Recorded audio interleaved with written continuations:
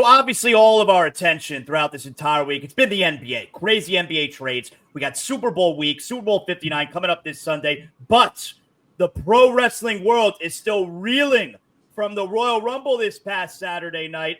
Gabby LaSpisa, host of Gabby AF. You can get it wherever you get your podcasts. She's become one of the premier wrestling voices in the online wrestling community. Gabby, good to see you again. Good to have you on the show. How you doing? I'm good. Thank you so much for having me. Ooh, I like premier podcast voices. I think that should be my new title. I like that a lot. I think you are. You become one of the premier voices in the pro wrestling community. That's a good tag. I see you. You get the great wrestling guests. You were there this weekend in Indianapolis for Royal Rumble. Your first ever Royal Rumble that you were at. My first ever Royal Rumble. I said it's my favorite show ever because I love being surprised. I love seeing all the stops they're going to throw out. And when I tell you the energy there was the best energy in a pro wrestling live event that I've ever been to before. It was awesome. I've been 3 times to Royal Rumble. I was there last year. And last year was my first one at a stadium. And when you go to these shows, especially like a Royal Rumble in a stadium, it's a whole other level. Describe to me, I mean, the big moments, how loud it got, just the atmosphere. It's insane because and WWE actually did something awesome this year. Like they had a stat clock. So on the big screen, you would see entry number, whatever. This is how many people have been eliminated. This is what number the next entry is. So like that was kind of cool because it kept you in it while you were watching it. And you didn't have to ask like, what number are we at? Like, how much longer do we have? Like I thought that was really smart on their part. But just that like the holding of your breath to see who comes out next kind of thing, like that energy is, you can't match that with anything else. And even, Cody and KO's match, which was super physical and like the banging on the ladders and that kind of stuff. Like you felt like you were watching it you were friends with everybody there. Like it was a big family watching it, reacting at the same things, like cheering the big pops for everybody. Like there's literally nothing like it. That energy there was unbelievable and nothing like I've ever experienced before. Who were you watching with? Who was your crew during the show? So, I mean, I was in the press box, so it's a little bit different because you could obviously hear what's going on and you could kind of watch over to see the entire crowd. You see the yeeting, you see the people, you hear the stadium shake for like the big reactions. My guy is my producer is one of my best friends, Tony. He works for ESPN. He helps me with everything. Like that's my guy that I kind of do everything with because we know who we like the most. We know who we pop the most for. So it's kind of cool. And, it's nice to see familiar faces, some of like the media influencers and stuff that I know that do things. And some of them are so awesome. So it's nice to see them. But I like to kind of keep to myself and my crew when I do some things because, I'm from Jersey. I like to curse. I get excited. I don't like to embarrass myself in front of everybody. So.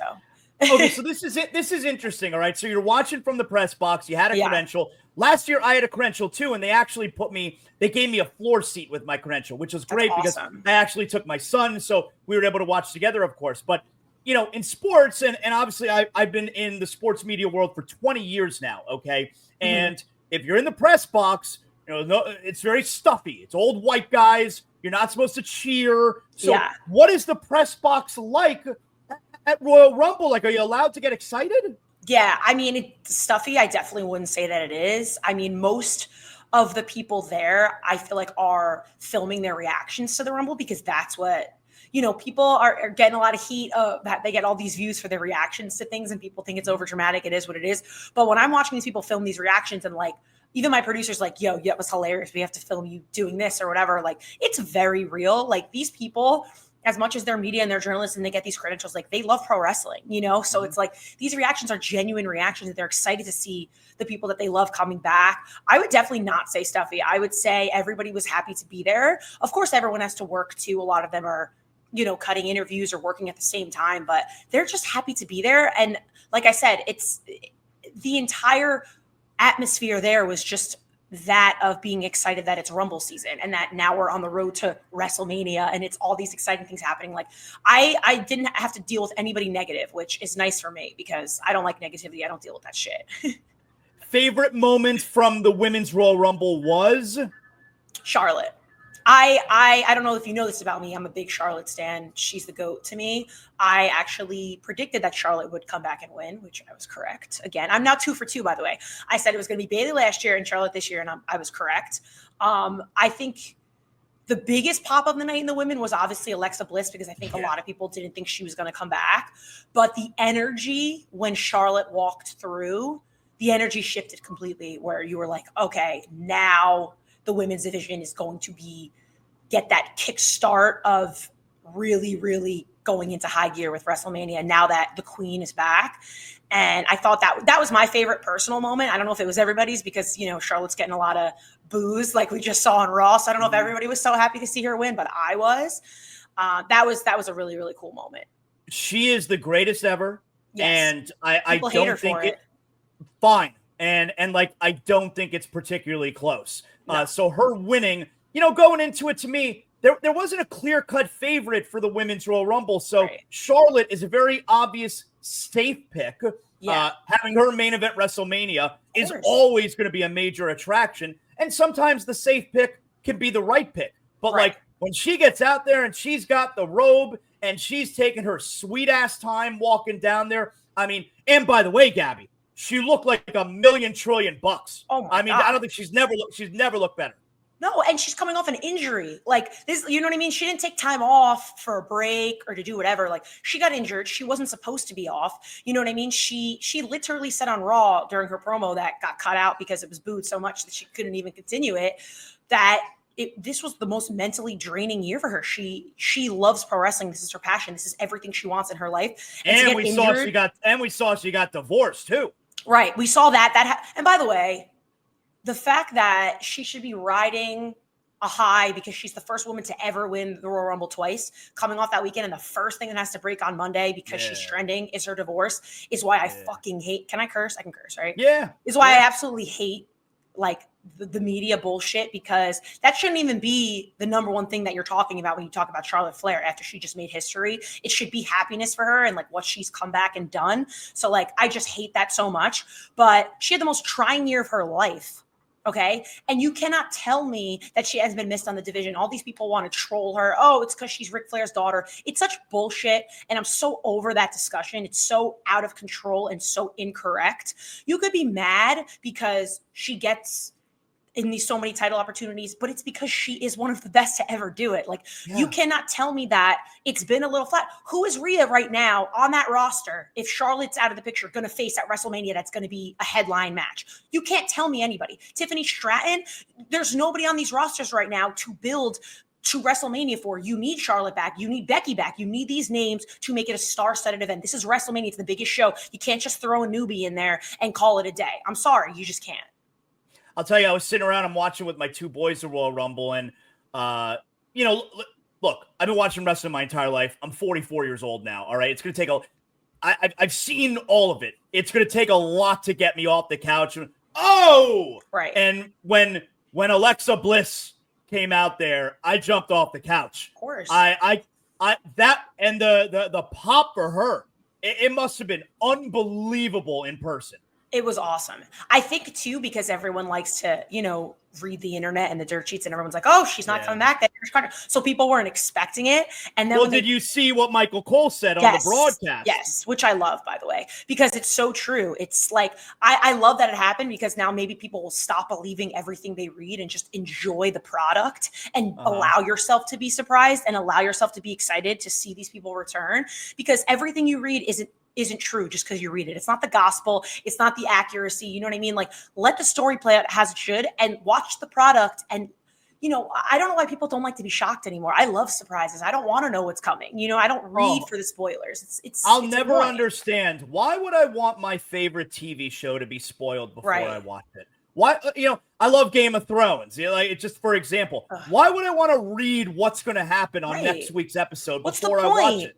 What's the point? Everyone likes the instant gratification. That's why people watch an entire season sitting down now. You know what I mean? It's like what we get, but I just don't understand, especially it's the Royal Rumble. Like, especially you're supposed to be like, who's coming out at 27? Who's coming out at 30? Like, you're supposed to not know. And that's the beauty of it. So just let it happen. Stop, trying to spoil it for yourself. The men's Royal Rumble. Yes. I thought Cena was going to win. But I did make a case leading up to it for Jey Uso. If it wasn't Cena, I felt it was going to be Jey. So I'm super pleased that Jey won. I know last night he told Gunther he's going to go to SmackDown. He's going to size up Cody Rhodes.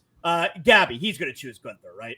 I mean, I think so. I had thought Punk was going to win it because I truly thought after that promo between Punk and Cody on Raw last week that was, you're literally telling us the most beautiful story. And I would watch that match over any other match for WrestleMania if you book that correctly with Punk. So maybe he wins Elimination Chamber. Maybe he wins Elimination Chamber. But when it came down to Jey and Cena at the end, I was like, Cena is the last person that needs to win the Rumble. You could put Cena on a WrestleMania card tomorrow and people will buy into it no matter what. He's John effing Cena.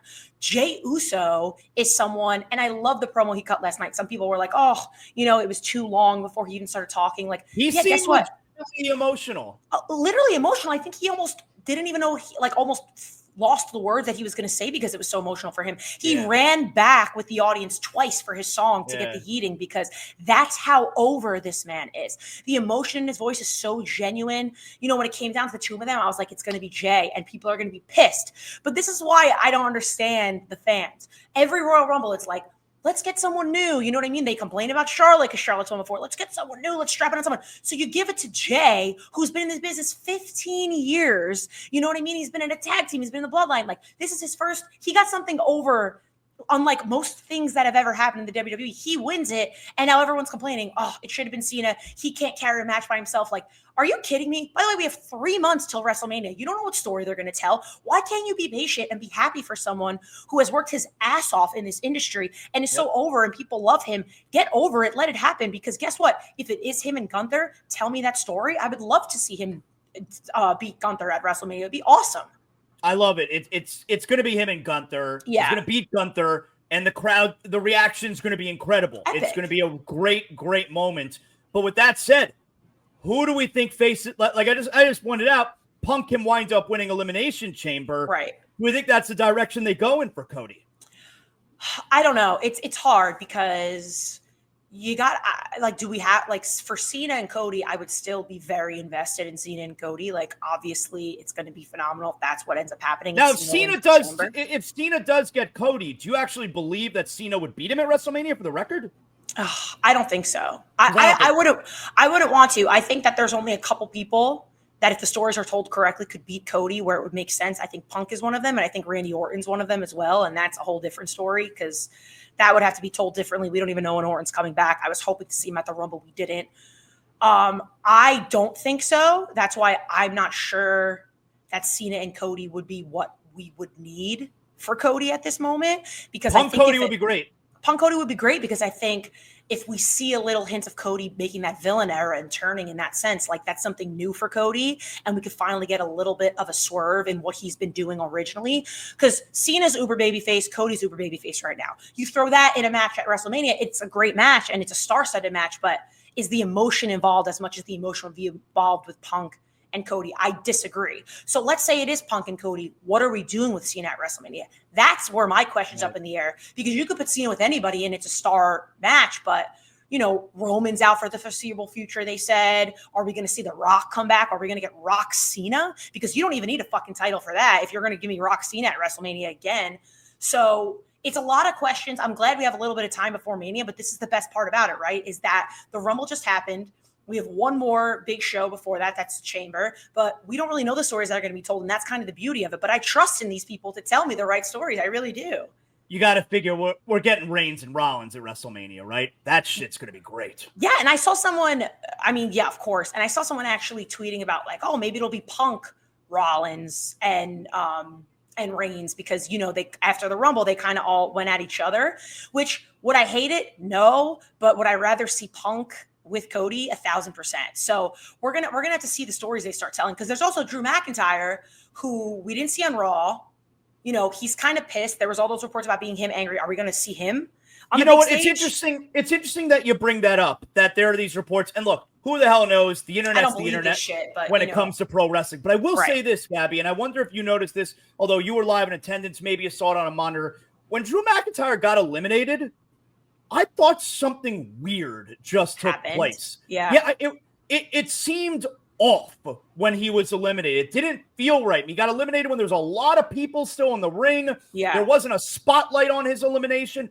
I thought something felt off. And then you see all the reports, which, again, who the hell knows? But it was a weird moment to me.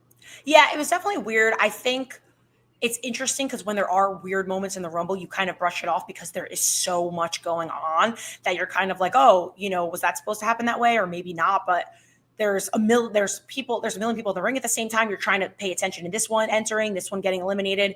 So it did feel a little off. Do I believe everything that I read? No, because, we can't. Drew is very good at making things feel very real, even when they're not. So with him, it's hard to believe what is real and what's not. And that's why he's so good at what he does, because he kind of, trembles on that line of reality, like work or shoot kind of thing. You know what I mean? But that's why you love Drew McIntyre. He's awesome. Are you going to be at WrestleMania? I will be there. Of course, it's Vegas. It'll be my first time in Vegas, so hopefully I come home in one piece. Really? Yeah. What? And have you been to WrestleMania before? Yeah, I was just in Philly for WrestleMania. I've been to 3 WrestleMania so far. I went to LA, Dallas, and Philly this past one. All right. Gabby, tell everybody, we're right smack in the middle. It's WrestleMania season. Tell everybody where they could catch you. One of the premier voices in the wrestling community. Yeah, definitely. Go to my YouTube. All my podcasts are up there. I have video versions of my podcast, youtube.com/@GabbyAFshow, and subscribe because I'm going to have a lot of content coming up very, very soon, especially at WrestleMania. You can listen to Gabby AF anywhere you get your podcasts, Apple, Spotify, all those good things. Follow me on X and Instagram at Gabby LaSpisa. And then I also have my podcast Instagram at Gabby AF Pod on Instagram if you want to follow that as well. Awesome. Great job. And catch me with Coach on The Last Word, Yes. Monday nights, 11 p.m. on Stadium. Monday nights with our pal Jonathan Coachman. Gabby, great catching up with you. Good to see you again. Good to see you too. Sorry, I'm in the sunshine. It literally looks like I'm on fire, but I have big windows and no shutters, so hopefully it does look like the sun has shifted in the last minute. It looks like actually insane. I'm trying to not look like I'm a floating head, but what can you do? This is how we do things here. Thank you, Gabby. Thank you so much.